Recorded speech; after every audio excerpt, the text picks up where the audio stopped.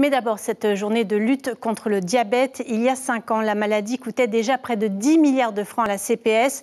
Aujourd'hui, les associations se plaignent de manquer de moyens pour informer la population sur les différents types de diabète ou encore les facteurs de risque comme l'obésité.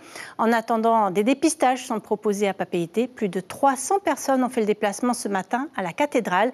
Parmi elles, Kaline Liénard et Heidi Enko. 1 million de francs pacifiques par mois, c'est le coût de la prise en charge d'un patient diabétique. Alors aujourd'hui, les stands de dépistage se multiplient pour prévenir la maladie. C'est gratuit.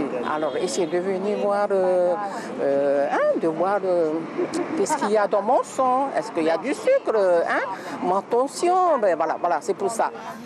Depuis 4 heures ce matin, les bénévoles enchaînent les tests. Bilan à la mi-journée, plus de 600 personnes dépistées. Seulement 5 avec un taux de glycémie élevé. Le fait de manger à la place du riz qui n'est pas rassasiant, si on mange du taro, du hourou ou du manioc, au bout de 4-5 bouchées, on est rassasié. Et en effet, il y a 2 fois moins de sucre que dans le riz. Et par exemple, le meilleur légume féculent que je connais, c'est le taro. Le taro, il y a tous les agréments, il y a du fer, il y a du calcium et il y a du fluor aussi.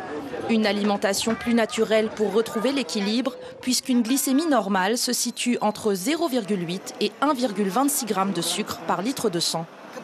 Des fois, il y en a qui ont bien mangé avant de venir, ou alors ils ont bu un jus avant de venir. Donc ça peut monter un peu, à 30, à 40.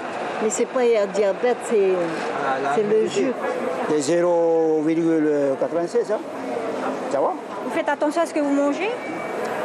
Oui, mais j'aime bien le mentalité. C'est plutôt le mentalité, ça va. Mais pas trop abusé aussi. Car une consommation excessive de sucre peut déclencher un diabète de type 2, une maladie liée à nos habitudes de vie.